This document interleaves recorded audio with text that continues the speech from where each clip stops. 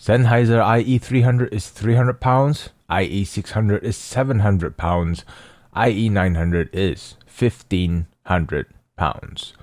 All logic is lost. Hello and thank you again for clicking on this video where I'll be sharing my experience of the Sennheiser IE300.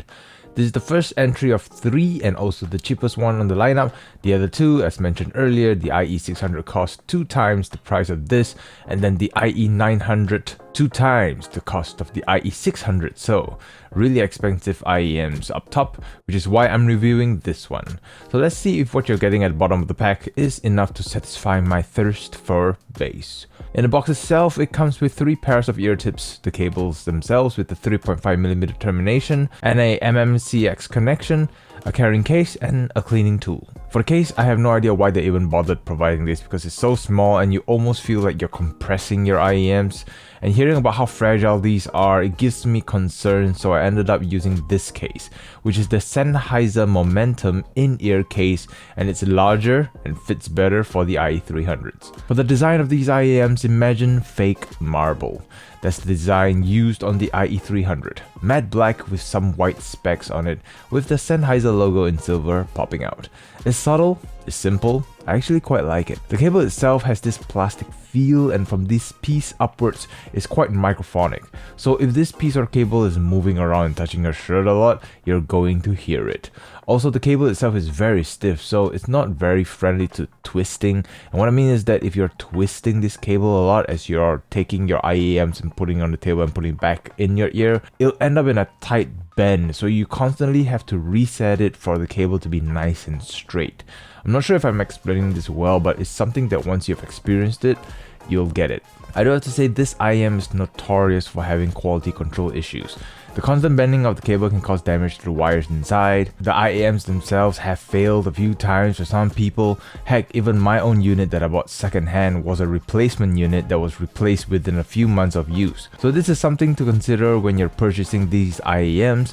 It's all about how you use it, and sometimes it's just about luck. And that goes with every other gear that you buy. For fit and comfort, for my ears, this is one of the lightest, most comfortable IEMs I've worn. It just disappears into my ears, and the ear hooks help with elevating the weight, even though these IEMs were already so lightweight, so everything just makes for a very comfortable and light fitting. The ear hooks also helps with tugging, but you do have to bend it a little bit. But I wish all IEMs have this ear hook design, because once the IE300s are in your ears, they're in for good.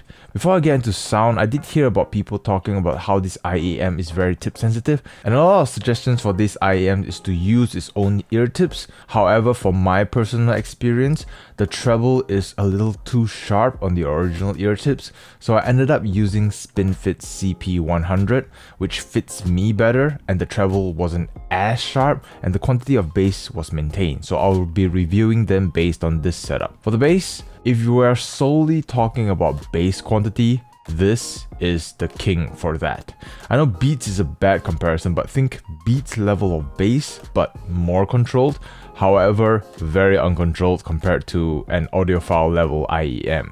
There's just a lot of it, and it bleeds into the mids. That's what this IEM taught me or demonstrated to me, and that's the meaning of bass bleeding. So if all you care about is bass and nothing else, here you go. But before you decide to go all in on this, let's talk about other parts of the sound first. For the mids, so the way Ico's Obsidian OH10s compensate with that level of bass is by bringing the mids forward, so you still get the vocals coming through with that amount of bass as support.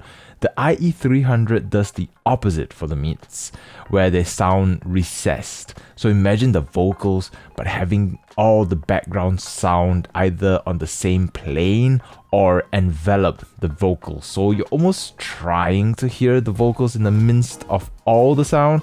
So I'd definitely stay away from this IEM if vocal presence is important for your preference in sound. For the treble, the way Sennheiser compensates for that quantity of bass is by elevating the treble, and as mentioned in many other reviews, I'm very sensitive to the 9kHz peak, and while it's not as piercing as the HiFiMan's HE1000V2's treble, it's still quite sharp. So I do wince at times, especially when listening to female vocal tracks or even the cymbal hits has that sizzle. However, with the original Eartips, the highs were really splashy and sharp, reaching HE1000 V2's level of pierce. So if you were to purchase these IEMs, I'd recommend the SpinFit CP100s just to tame it a little bit, but I highly recommend you try this IEM first if you can, just to see if the treble peaks trouble you, as it may sound quite harsh or sibilant. For soundstage and imaging, the recessed mids and high treble peaks tries to give you the perception of a wider sound presentation and placement of sound, but it still sounds messy, except for maybe the high. So in an orchestra, I can hear the cymbals, the triangles, but strings and brass just blend together to make one sound. And for soundstage, it's just fine as it's not too closed in, but not too wide either. For the source, it's relatively easy to power like the OH10s. I'm getting the same level on the EF400, so about 9 o'clock dial, and about 70 to 80% on the ROG Phone 5S to be in the realm of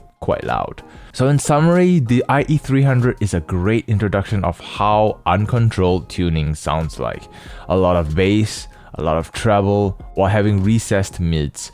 It's a capital V of an IEM, and if bass is all you're looking for and you're not at all sensitive to treble, then sure, you might want to check out this one. But for me personally, it's comfortable. I use it for commuting because of how comfortable this IEM is, but I can't recommend it for its sound quality. I read a lot about the IE600 and the IE900, and I'm guessing you're paying much more for controlled sound, but I have other IEMs in store that I'd like to talk about, so I hope you'll stay tuned for those. That concludes my experience with the IE300. Thank you very much for watching. I truly appreciate your support, and if you own the IE300 yourself, I'd like to know your experience as well, so please share it with me in the comment section down below. Do you share the same experience with me, or is the IE300 enough to satisfy your needs? Until the next experience, take care and have a great week.